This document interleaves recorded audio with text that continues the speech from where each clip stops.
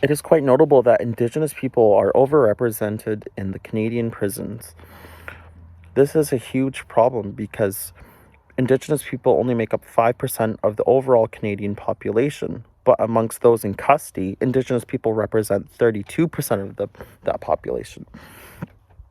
This number has been increasing since the 1999 Supreme Court decision of Gladue, a woman that was convicted of manslaughter. This changed the code of 718.2e, stating that courts must consider all available sanctions other than imprisonment and pay particular attention to the circumstances of Aboriginal offenders, meaning courts should take their past histories and traumas as mitigating factors.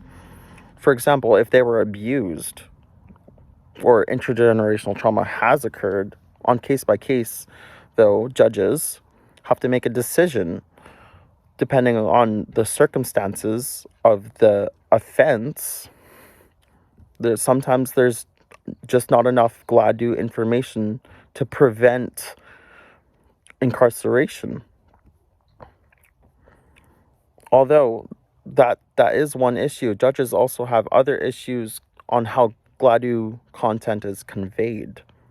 They prefer full Gladue reports than pre-sentence reports or oral submission by defense.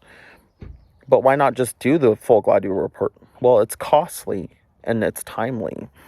Judges may not be informed of the indigeneity of the offender until the pre-sentence report, which delays the process of sentencing.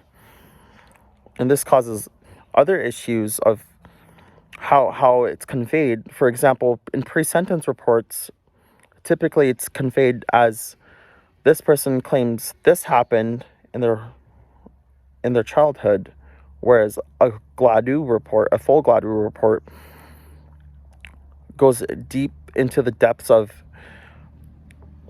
their past and their histories and traumas, which is more satisfactory than pre-sentence reports. And this causes an issue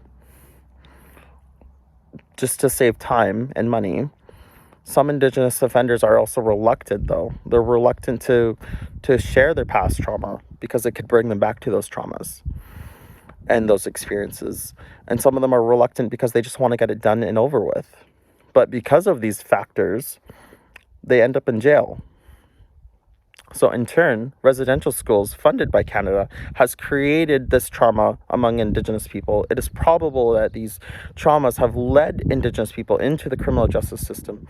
Indigenous people make up 5% of the Canadian population, so therefore 5% of Canadians are affected by this, or even more, depending on the crimes. They could affect more other people than just in between the 5%. They can affect the whole population, depending on the crimes.